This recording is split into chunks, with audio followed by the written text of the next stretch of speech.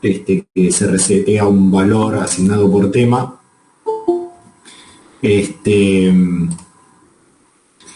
Y para eso, bueno, tienen que usar el contenido que estuvieron viendo de la clase teórica, de la clase de parte digital, de temas digitales, la parte 2, la de circuitos secuenciales, donde se explica cómo funciona un flip-flop master-slave.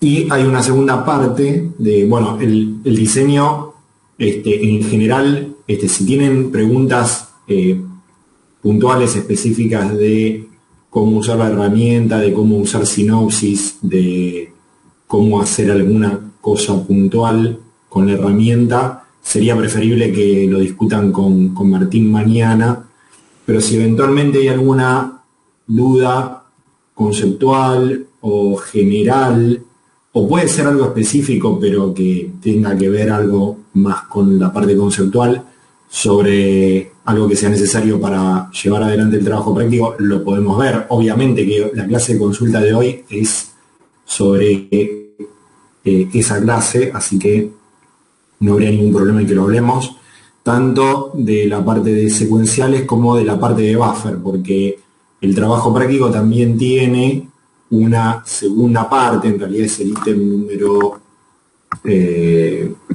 no me acuerdo si 4, estoy abriendo en este momento, sí, el ítem número 4, que dice que hay que dimensionar una cadena de inversores como buffer para manejar una carga capacitiva de valor CL que esté especificada en la grilla de temas. Así que es bastante importante que tengan la idea de para qué sirve el buffer, por qué estamos poniendo una cadena de inversores y cómo usar, cómo dimensionar cuál es la idea de esa parte. A eso, del ítem 4 no tienen que hacer el layout, solamente tienen que hacer el layout de la parte del contador.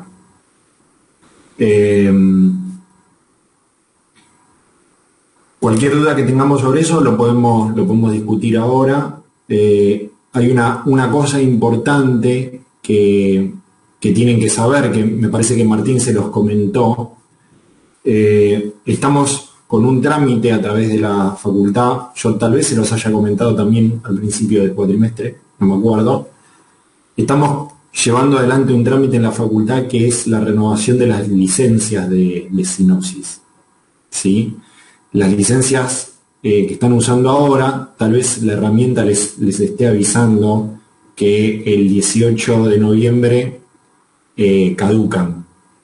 ¿Está bien? Eso, bueno, no es un error de sistema, eso es efectivamente así. El 18 de noviembre las licencias caducan y nosotros tenemos un trámite interno en la facultad para que esas licencias se paguen.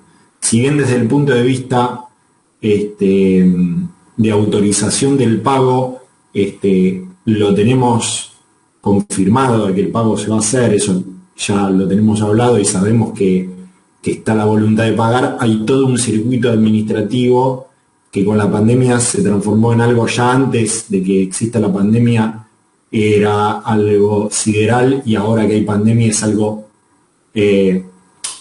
además de sideral, desconocido, y toda la sinergia que esos dos aspectos puedan generar, digamos, ¿no? Así que no sabemos concretamente si el 18 vamos a poder activar el nuevo juego de licencias. Entonces se abren varios caminos acá que los quiero comentar para que todos sepan qué es lo que podría llegar a pasar. Por un lado podría pasar remotamente que efectivamente las licencias se renueven y que no haya ningún cambio para nosotros. Lo otro que podría pasar es que las licencias caigan. Si caen las licencias, para evitar cualquier problema, mi sugerencia sería que trabajen en el trabajo práctico número 2, en el diseño del layout, y que traten de terminarlo antes del 18. Que hagan las capturas de pantalla para incluir en el trabajo práctico antes del 18. Vayan mentalizándose en tratar de toda la parte de layout tenerla lista y de simulaciones tenerlas listas el 18.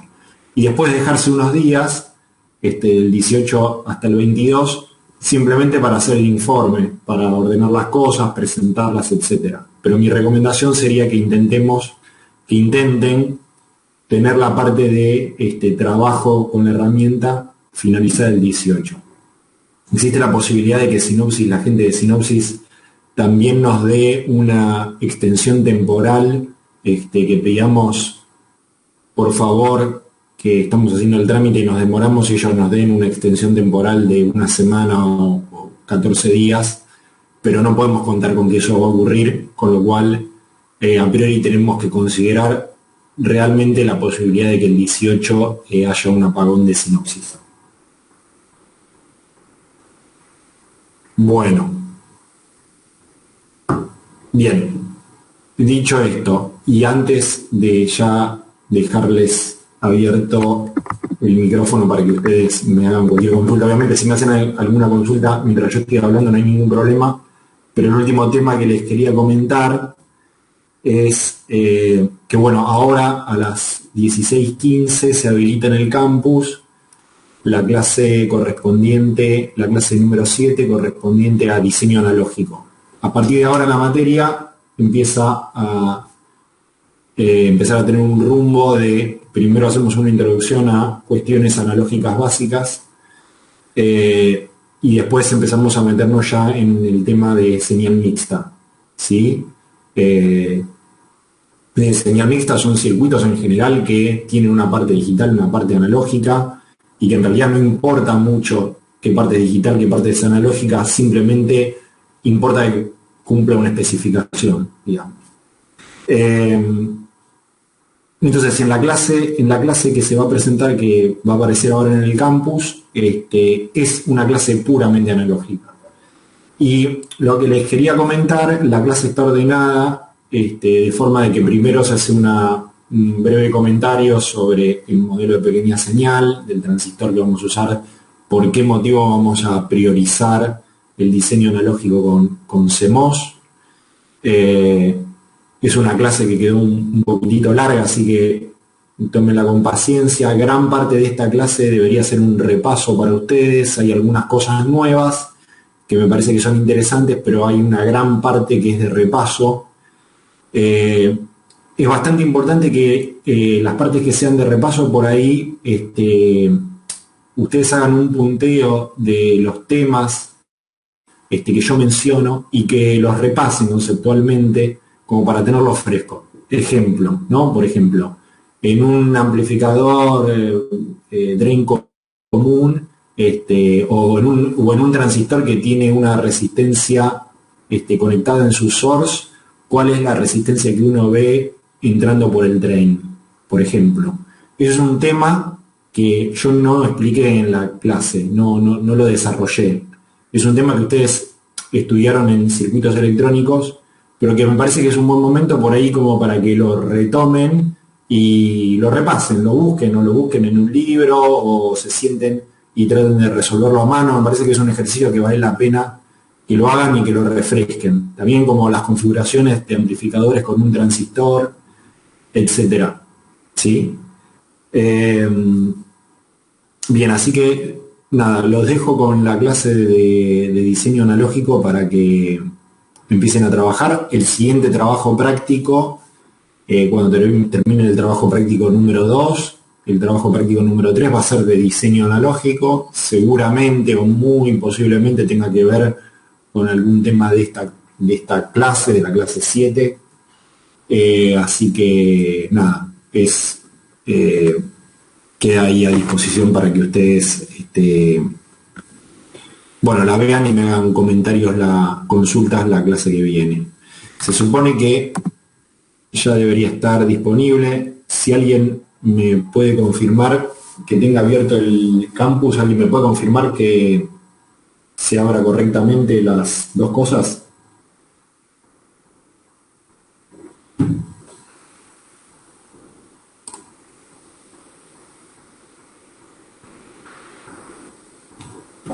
Sí, se abren las dos cosas bien. Buenísimo. Sí, se abren ahí, también las puede abrir. La clase y el video. Buenísimo. Las clases de la semana pasada, por lo menos hasta ayer las diapositivas habían desaparecido. Oh, O sea, las tenía como yo las tenía descargadas y estaba el video, no dije nada, pues ya tenemos la clase hoy. eso. Aparece como que está en el tacho de reciclaje, dice. Ah, sí, dice, archivo está en la papelera, me está apareciendo a mí también. Esperen que vamos a tratar de resolver eso. Puede que nos hayamos mandado alguna macana. A ver.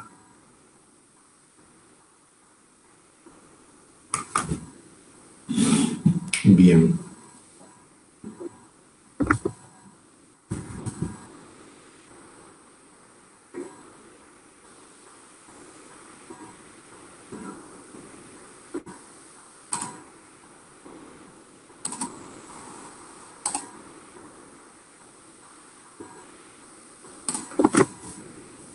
Bueno, en este momento estoy arreglando eso. Creo que ya me di cuenta cuál es el problema y estoy generando el enlace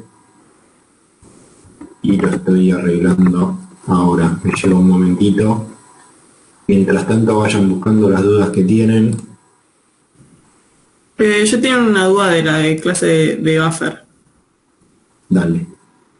No es tan conceptual, es más que nada de notación. Cuando hablas de R unitario, W unitario y la capacidad unitaria, ¿el unitario sería el W mínimo, o sea, el 0.23 o el WN que yo tengo, que yo estoy usando como base? Espera, contame un momento que estoy arreglando esto y quisiera abrir la clase antes de contestarte para no contestarte en el aire y estaba terminando de... Che, si te fijas ahí si la clase de circuitos digitales 2 se arregló. Sí, ahí te digo.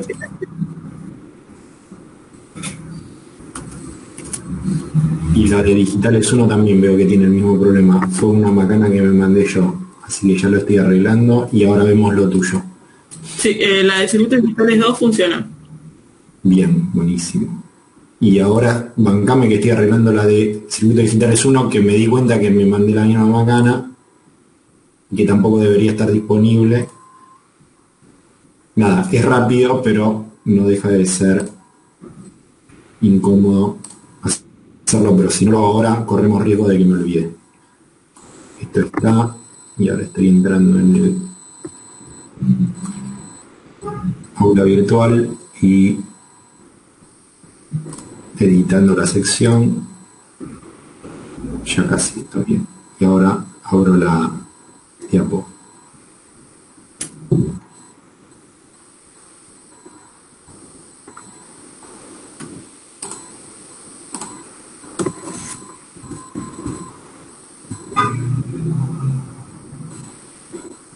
Bien, entonces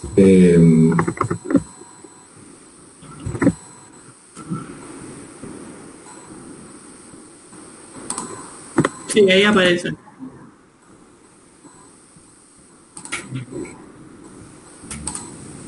genial.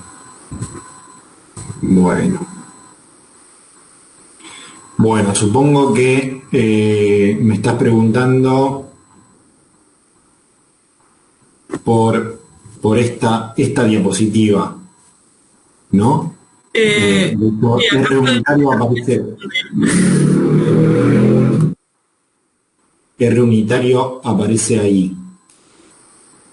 El R unitario es un poco arbitrario a lo que vos quieras, digamos. Lo que sería recomendable sería tomar el W mínimo con el cual se puede fabricar un transistor en el proceso. ¿Está bien? Ese sería la resistencia unitaria. Y esta ecuación lo que te permite hacer es escalar, obtener de una forma simplificada y medianamente rápida la resistencia equivalente de un transistor cuyo W no es el W unitario. Entonces, si vos tomás W unitario 0.23, y entonces puedes tomar cualquier W de cualquier transistor y hacer una cuenta rápida para saber cómo sería la resistencia equivalente de ese transistor que le pusiste un W más grande por algún motivo. Decidiste utilizar un transistor más grande. Entonces, después viene también la capacidad C unitaria, que es de vuelta arbitraria, y que es la capacidad de gate correspondiente a el transistor mínimo.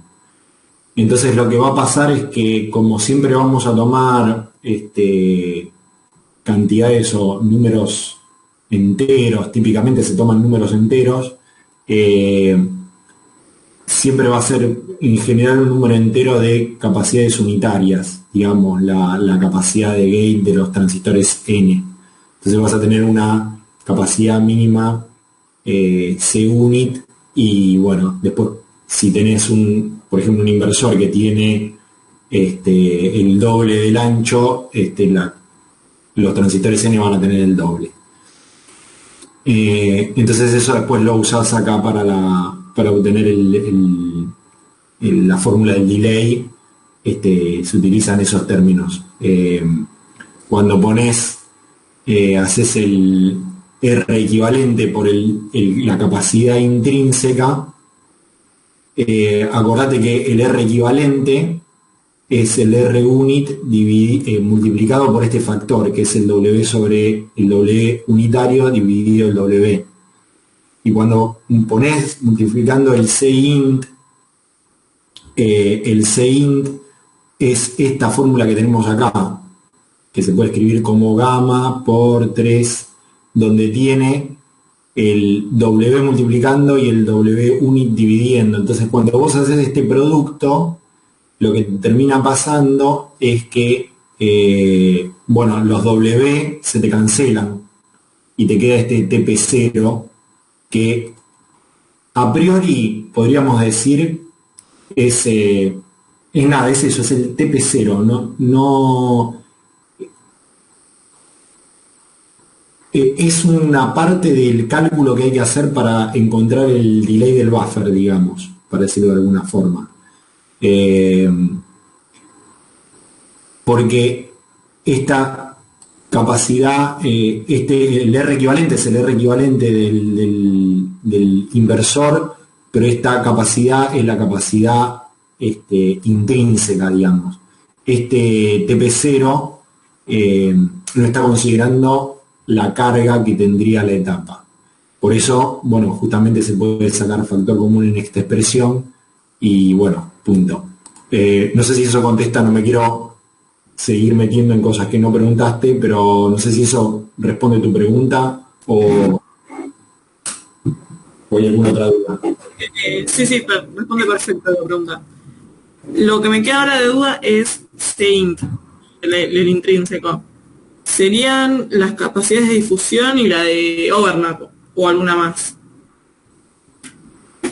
Sí, serían la de difusión principalmente. Ok. Sí, serían principalmente las capacidades de difusión, la de los drains de los transistores. Perfecto.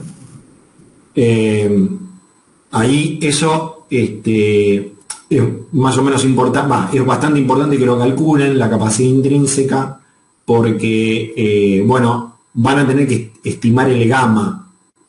Atenti con el gamma acá, que el gamma en esta parte de la materia, cuando estamos hablando de la cadena de buffers, el gamma es la relación entre la capacidad intrínseca y la capacidad de entrada de gate del transistor. ¿Está bien? O sea, la capacidad COX, básicamente, generada por la capacidad del gate, del óxido de gate. Entonces ese gamma lo tienen que estimar para el transistor o para el inversor que ustedes, en realidad para el inversor, y después tienen que venir acá al último slide, y entrar con el gamma que les dio y obtener el F, que es el el factor de escala que tienen que usar. O sea que lo primero que tienen que hacer es esa cuenta. No tienen que seguir estrictamente el mismo orden que se sigue en la clase. O sea, tienen que entender lo que aparece en la clase, pero tienen que empezar casi por la parte final, que es calcular el gamma para obtener el F, y una vez que tienen el F, ya no hay más nada que hacer más que hacer la cuenta de cuánto es el tiempo de propagación y cuánto es, y después con el F hacer el diseño para poder hacer la simulación. Perfecto. Y ahora que estoy hablando me quedé pensando en una cosa. El C, la capacidad unitaria, ¿la deberíamos calcular o como es algo ya, como es un parámetro del mínimo, sería ya un parámetro ya dado, igual que la R unitaria? No, a ver, la capacidad unitaria la pueden calcular. Esta capacidad de gate, conociendo el espesor del óxido, pueden hacer la cálculo en la estimación de la capacidad unitaria, porque ustedes ya tienen.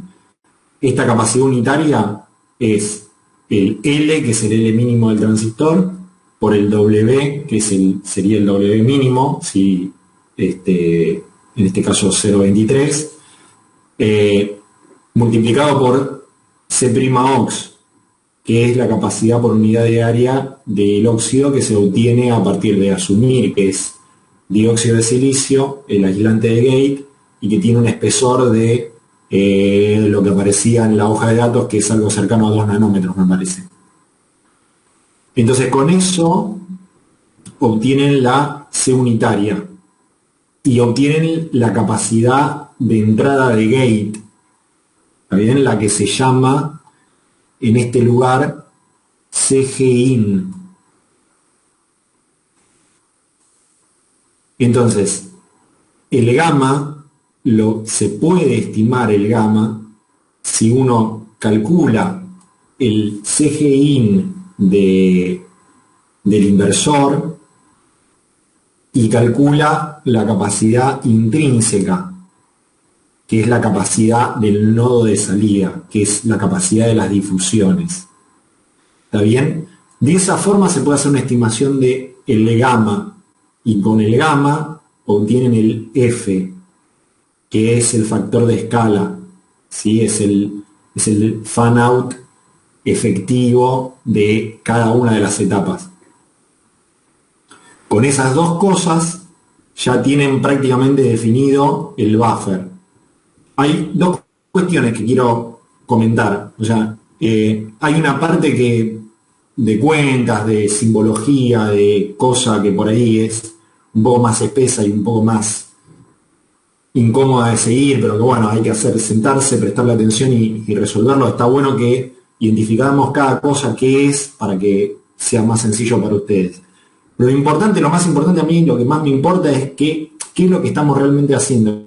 Lo que estamos haciendo es, tenemos un nodo que tiene un inversor mínimo, que tiene velocidad para cargar y descargar una capacidad interna de un circuito, y lo que necesitamos es que ese nodo ahora pueda manejar una capacidad que es mucho más grande, que puede ser la capacidad de un pad. Entonces tenemos que poner una cadena de inversores. Esa cadena de inversores se va escalando en tamaño para ir aumentando la capacidad de corriente, de manejo de corriente, ir aumentando al mismo tiempo progresivamente la capacidad de carga. Y de esa forma poder drivear o manejar el nodo de salida, que en nuestro caso podría ser un pad. Obviamente que eso tiene un costo. Sacar una señal interna del circuito digital hacia el mundo exterior tiene el costo de que hay que manejar esa capacidad de carga, y que va indefectiblemente va a ser más lento. La señal que nosotros vamos a poder sacar va a ser más lenta que las señales internas del chip. Eso es algún costo que se paga, no se puede hacer nada, digamos. Lo que estamos tratando de hacer acá es que, prestando atención a cómo diseñar ese buffer para que ese costo que pagamos en delay, el costo que se paga en delay es costo que se paga en una frecuencia menor que podemos observar desde afuera. También es una señal que podemos sacar que puede trabajar una frecuencia menor porque el delay entre el rise time entre el establecimiento del 1 y el establecimiento del 0 es mayor. Así que eso es desde el punto de vista global lo que estamos haciendo para no perderse en las cuentas. Y ahí el método que usamos es el de, primero encontrar el gamma, que es la relación entre la capacidad de entrada y la capacidad intrínseca de un inversor, y eso, después, con eso calcular el F, el fan-out de cada etapa, y luego simplemente hacer el diseño de saber cuántas etapas hay que usar para efectivamente manejar la carga que tenemos que manejar. Agrego un comentario antes de cerrar de vuelta mi micrófono. No es muy importante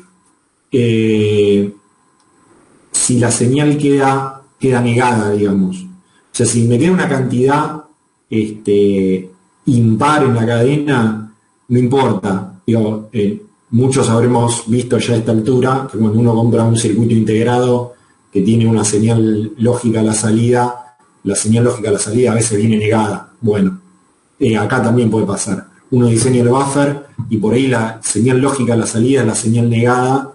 Y bueno, eso, si alguien de repente tiene mucho problema con eso, nosotros en el trabajo práctico no nos va a importar si queda la señal negada, queda negada. En un diseño real, si alguien tiene mucho problema con eso, se le agrega un inversor mínimo adelante que, introduce un delay mínimo, pero que le da el estado lógico en fase, si fuese necesario, en la fase que corresponde. Perfecto, se entendió bien. Buenísimo.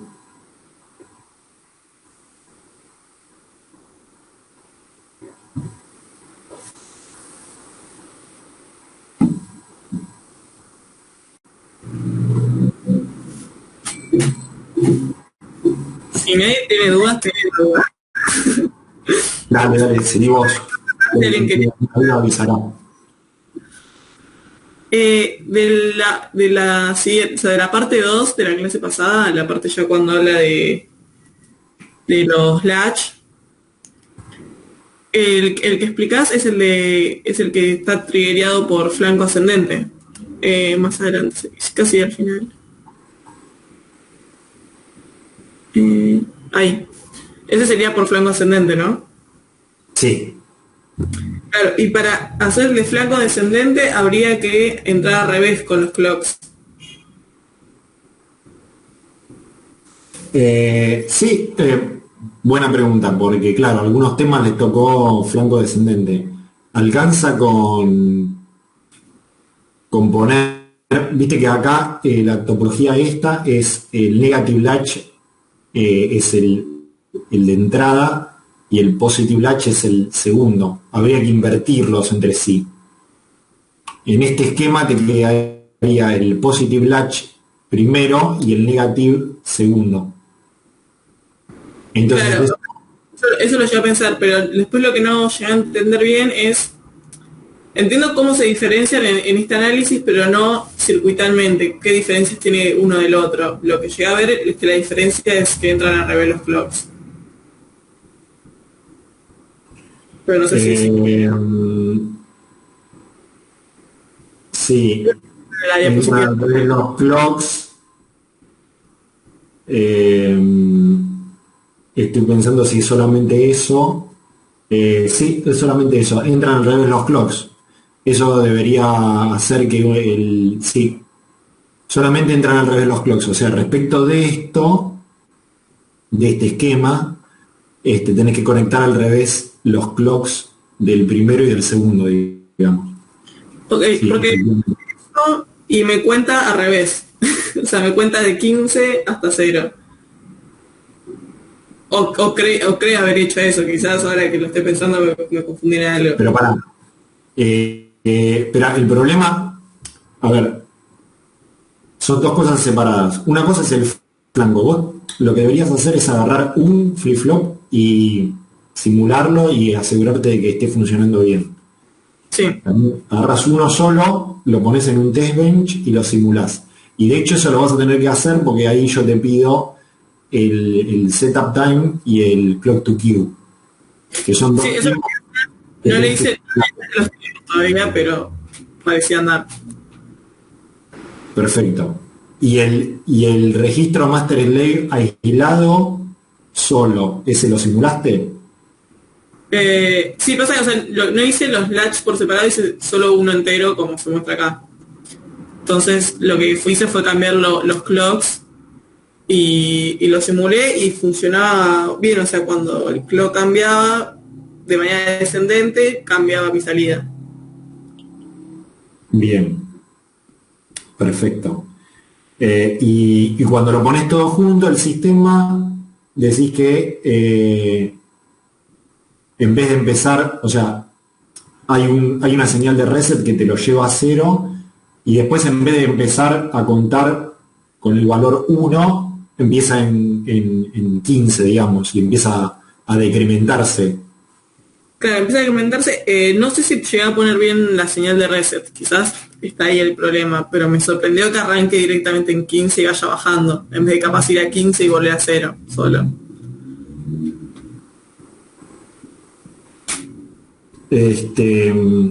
Vos lo o sea, vos tu flip-flop ya lo hiciste con reset, incluyendo una compuerta en lugar de alguno de estos inversores pusiste una compuerta, como les debe haber explicado Martín.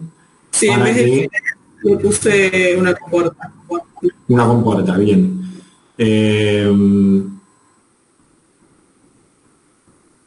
Me parece que tal vez no estás conectando bien los registros entre sí. Porque no se me ocurre cómo podría pasar de que cuente para atrás. Claro, lo estoy conectando el Q negado a la entrada del clock siguiente y a mi D del mismo clock. Quizás ahí se puede. Lo busqué en internet y encontré que era así el contador y me agarré eso. Después cuando empecé a contar al revés ya a media tarde y no chequeé si quizás era porque el que había encontrado era para franco ascendente. Sí. Hacé una cosa, mandámelo y lo vemos. Así tengo algo, puedo discutir podemos conversar sobre algo que un poco más tangible, porque así estamos un poco en el aire, pero no, me parece que es algo sencillo, que debe haber una conexión ahí que como tenés el flanco ascendente hay algo que está negado y nada, seguramente es una tontería que hay que conectarla en algún otro lugar y se soluciona. No me parece que sea algo difícil de resolver, pero sería mejor que me muestres, por ejemplo, que mandes una captura de esta es la forma en la cual lo estoy conectando y me pasa esto. Y así ya lo podemos discutir un poco más sobre algo más concreto. Pero me parece, a simple vista, por lo que me estás diciendo, que debe haber algún problema con la lógica.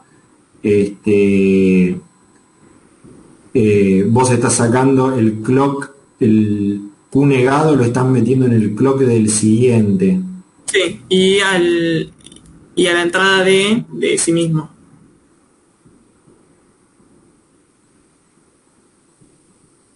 Sí.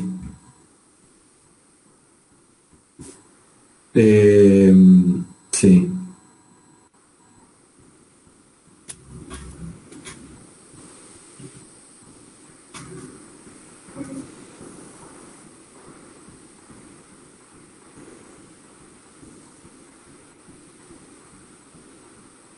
Bueno, mándamelo. Me parece, no estoy seguro si es el clock negado lo que hay que realimentar. Bueno, el clock negado, sí, lo realimentás para que cambie de estado. Estoy pensando para que pase el siguiente flip-flop. Perdón. Quizás al siguiente habría que meterle el Q normal. Sin negar. ¿Cómo? Quizás para usar de clock del siguiente es el Q, sin negar. Sí, sí, es lo que estoy pensando, si conviene que pase el Q directamente.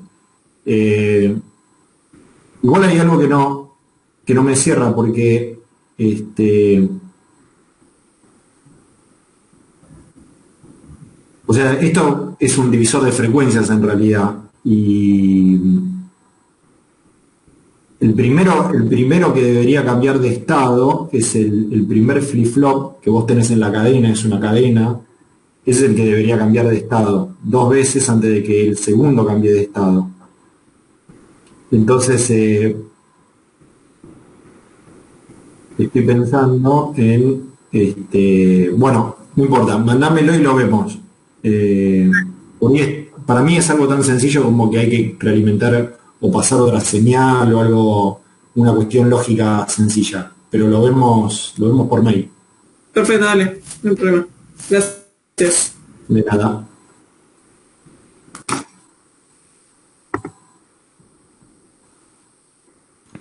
Perdón, yo tengo otra consulta eh, sobre los tiempos característicos de... Sí, sí, no sé si tienes las diapositivas ahí.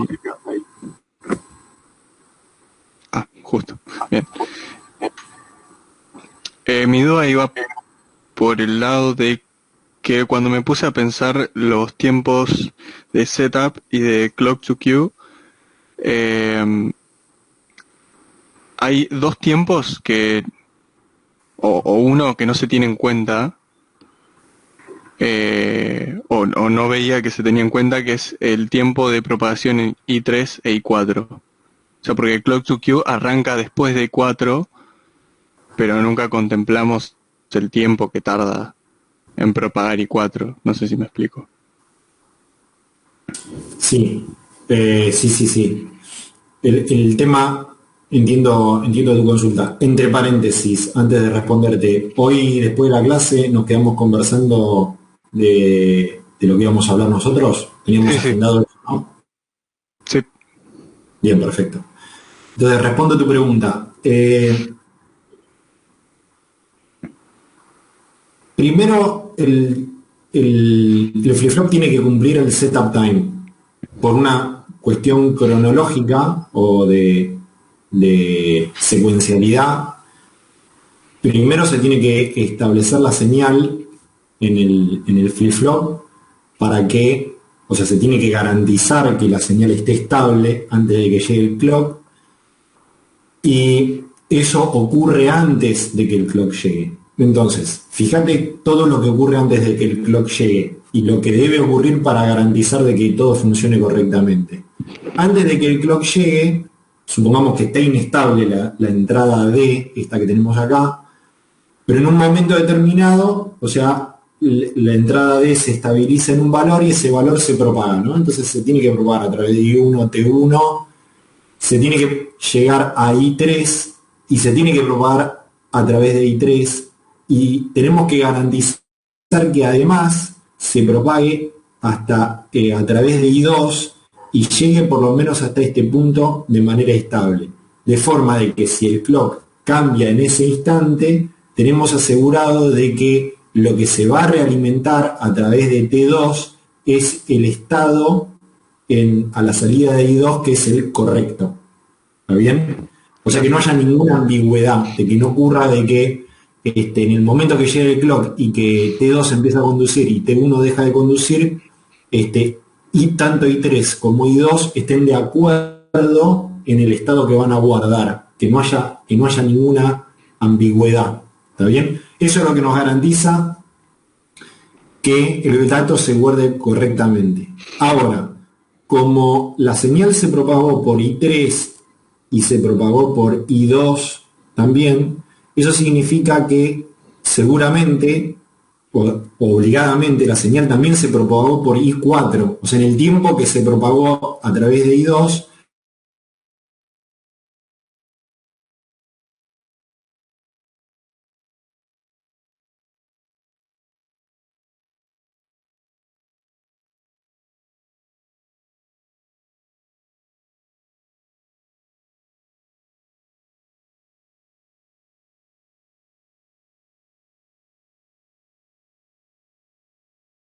hacerlos con transistores de dimensiones mínimas, lo cual significa que el transistor N tiene el W mínimo y el transistor P tiene 2 veces el W mínimo.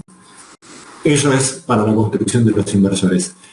Si uno construye un registro master slave y hace por algún motivo el I4 de dimensiones diferentes de I2, bueno, esto no vale y hay que tener cuidado, porque bueno, va a tener una dinámica que va a haber que prestarle atención para ver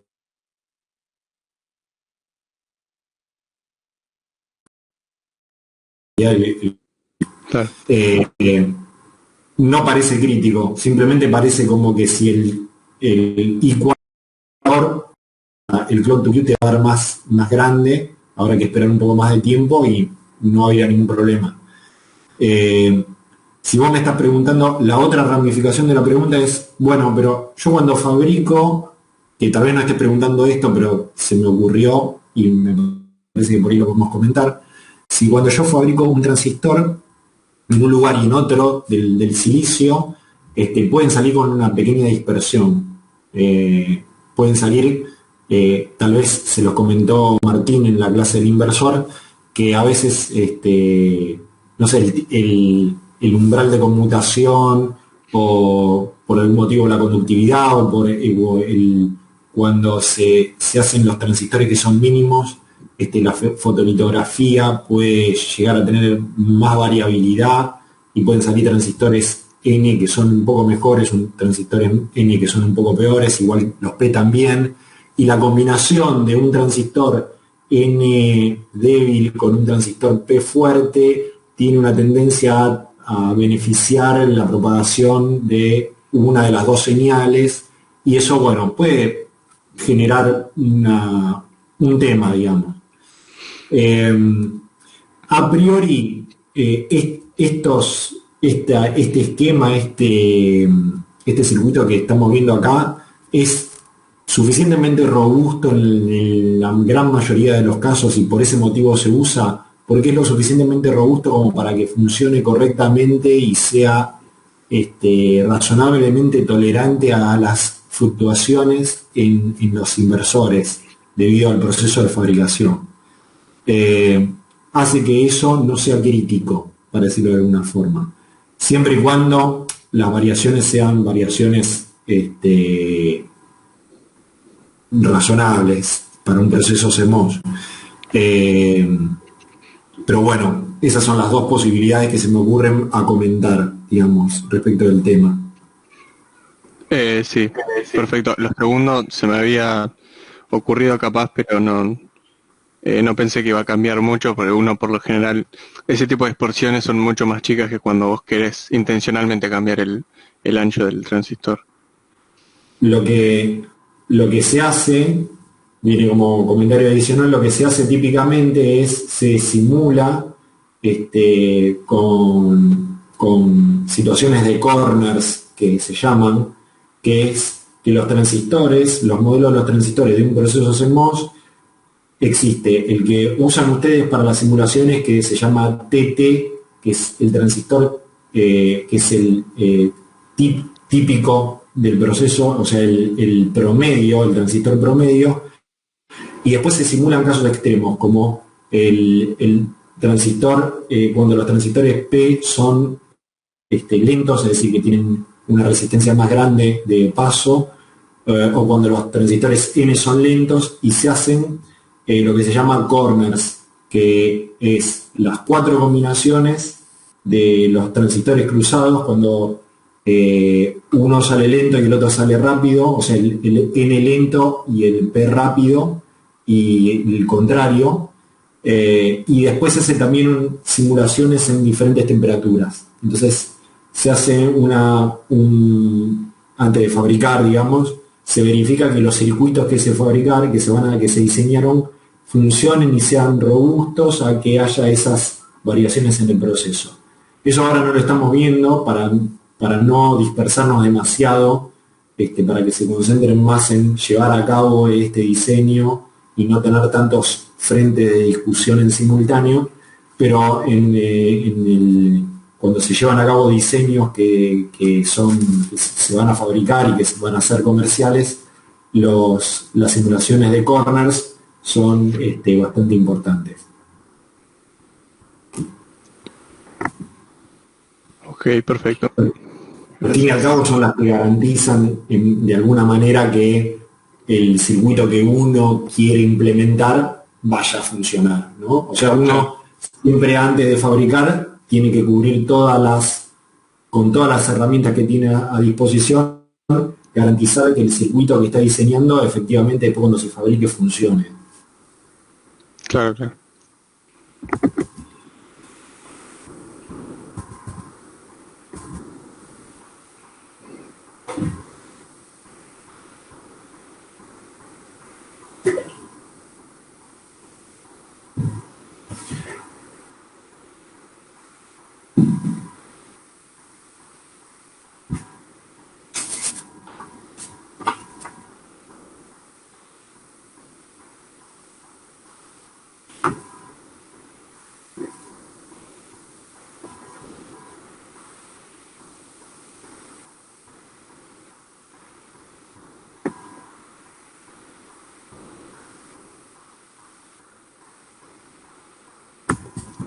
Otra pregunta que tenía, que era más una cuestión de curiosidad capaz.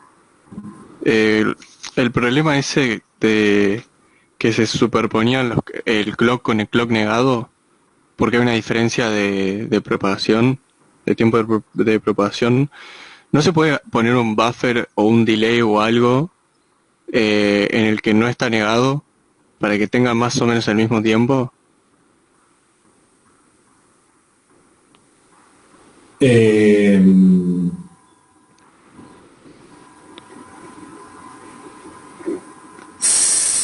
A ver, espera. Es este slide, ¿no? El que estamos. Sí, en este.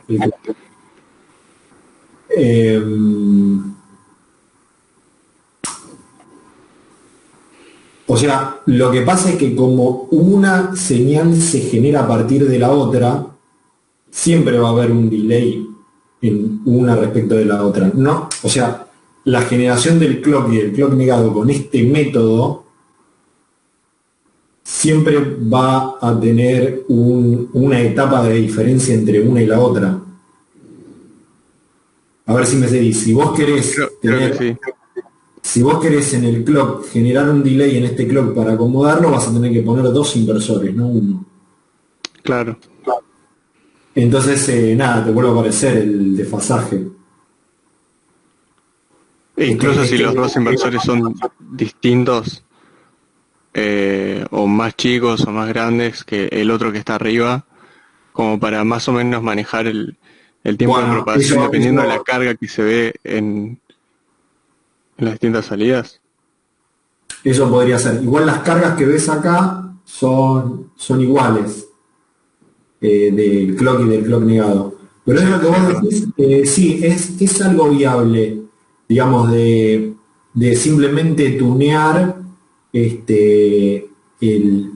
digamos, este inversor y un delay en la otra rama, en la del clock, o sea, poner 2 buffers, uno que te genere el clock negado y en el clock que va directo, en vez de mandarlo directo, poner algo que meta un delay que corrija, ¿no? Que haga que los 2 delays sean iguales y que claro, las señales lleguen sincronizadas.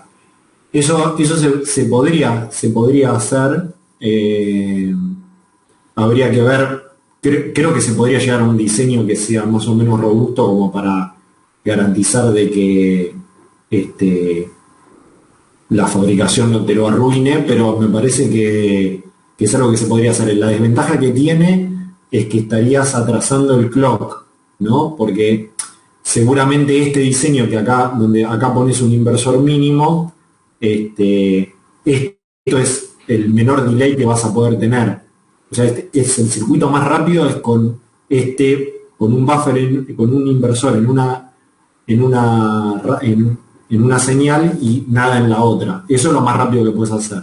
claro. Si vos quisieses tunearlo agregando delay, le vas a agregar un poco más de delay a esto, seguro. O sea que La ventaja que tenés es cierto que podrías tener un delay un poco más grande pero sincronizado y evitar este problema, o podrías verificar que con este mismo circuito el clock overlapping no sea un problema.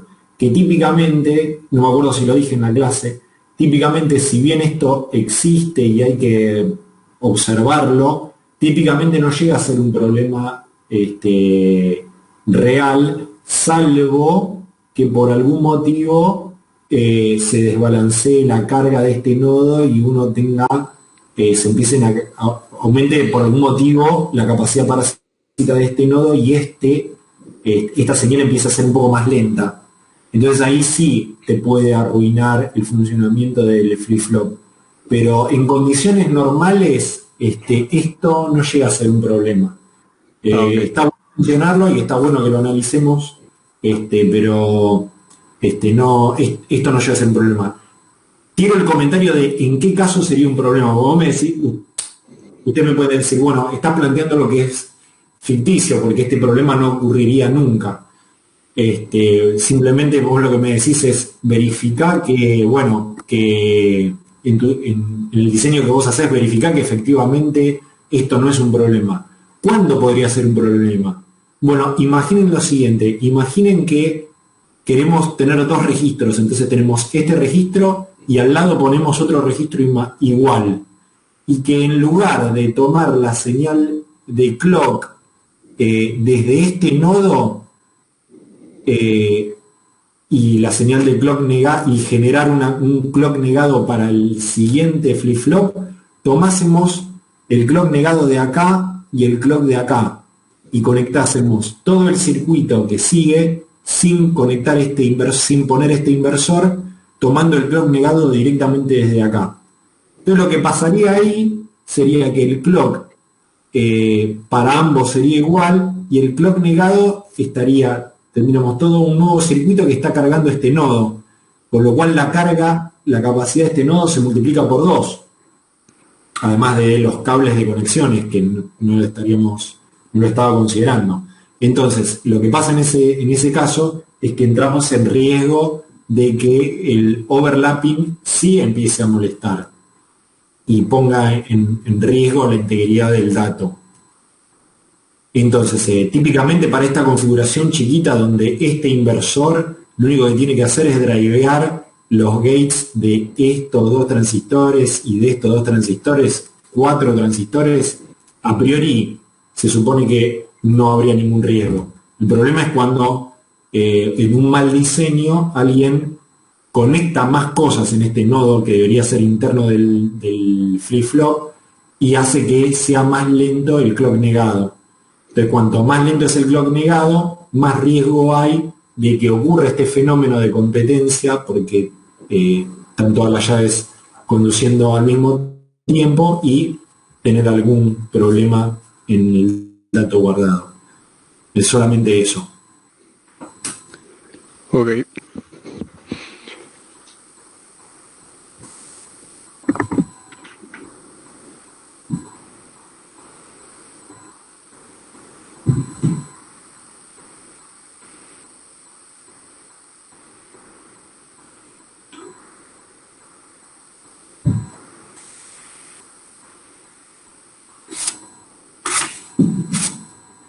Bueno, les hago un comentario al margen que me acabo de acordar de una cosa.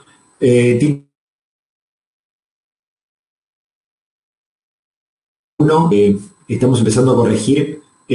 Puede que en algunos casos, si hay algún error de cuentas, alguna cosa que haya que corregir, pidamos reentrega. Es el único trabajo práctico, además del trabajo práctico final, que podemos llegar a pedir reentrega.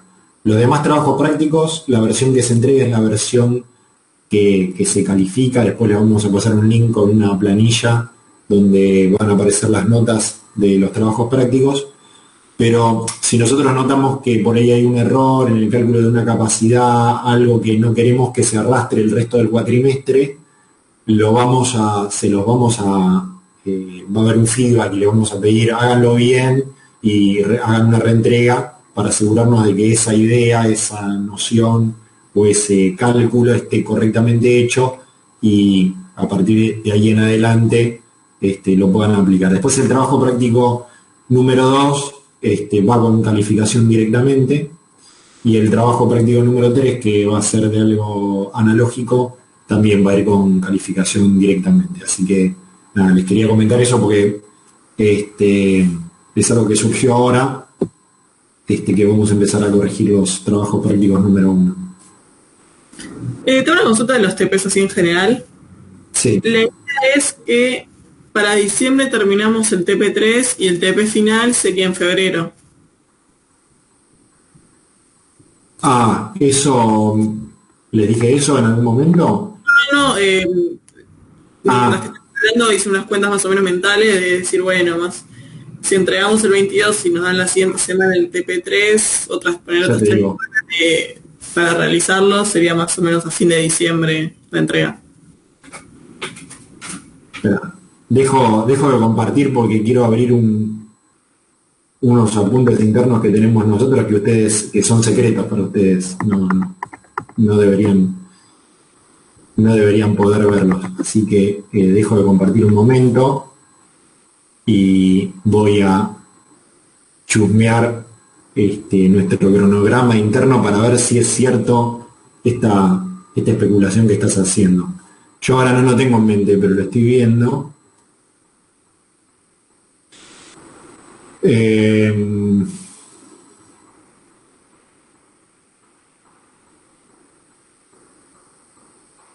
Sí, efectivamente es posible. Es posible que el trabajo práctico número 3, el trabajo práctico número 3, el de analógico, lo vamos a presentar en noviembre, fines de noviembre, lo tengo acá como tentativo, ¿no? Esto no lo anoten porque es tentativo. Como que el 30 de noviembre vamos a presentar el trabajo práctico número 3 de diseño analógico. Y lo que pasa es que la semana del 7 del 12 es feriado, que es la primera semana de diciembre. Estimo que es porque el lunes es feriado puente del martes 8 de diciembre, o sea que ahí no hay clase. Y después nos queda la última clase, que es la del 14 de diciembre. Y ahí hay una segunda clase práctica de diseño analógico. Con lo cual, sí, efectivamente todo parece indicar que en diciembre vamos a cerrar los primeros 3 trabajos prácticos y que lo que queda después en febrero sería trabajar sobre el trabajo práctico final. Sí. Perfecto, sí, porque ahora estoy viendo y nos caen 2 feriados, el del 23 y el del 7 y del 8.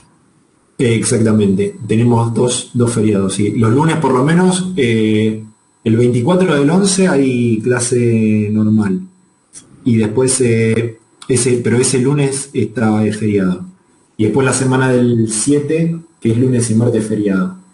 No sé si eso está confirmado o es... supongo que está confirmado, después lo voy a chequear, pero en nuestro calendario aparece como el lunes 7, feriado, supongo, puente. Sí, perfecto, gracias.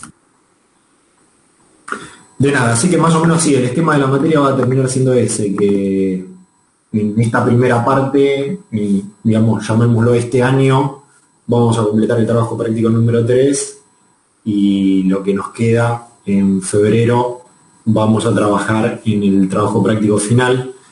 Una cosa respecto de la dinámica del trabajo práctico final es que posiblemente los lunes tengamos una clase teórica, o sea, yo dé una clase teórica o la dé presencialmente o grabe un video sobre algunos temas complementarios de la materia que integran la parte de señal mixta posiblemente, y posiblemente en la parte práctica se dediquen a trabajar en el diseño del trabajo práctico final.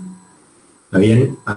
Así que obviamente que los lunes podemos hacer consulta sobre el trabajo práctico final, pero es posible que haya teórica también, porque nos quedan, por lo menos en febrero son 4 clases. Acá tengo dudas si el 1 de marzo hay clase o no, pero bueno, eso lo puedo definir un poquitito más adelante, todavía estamos a tiempo.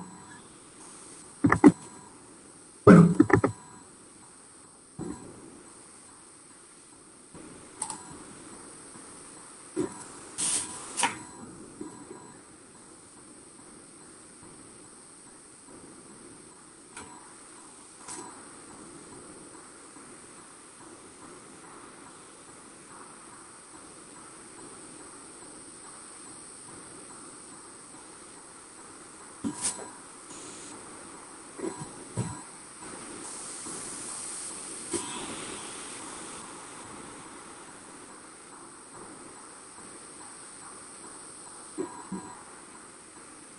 Bueno, gente, siendo que están los videos, el video de la clase 7, que están las diapositivas de la clase 7 de diseño analógico, para que puedan empezar a ver.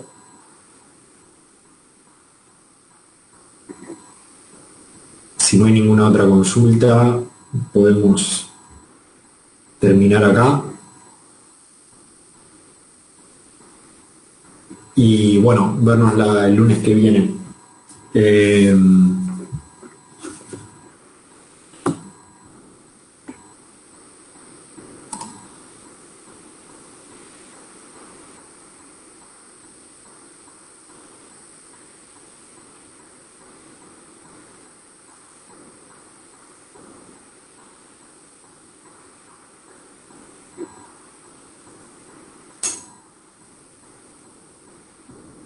Bueno, demos formalmente por finalizada la clase de consulta. Si alguien se quiere quedar para hacerme algún comentario, puede hacerlo.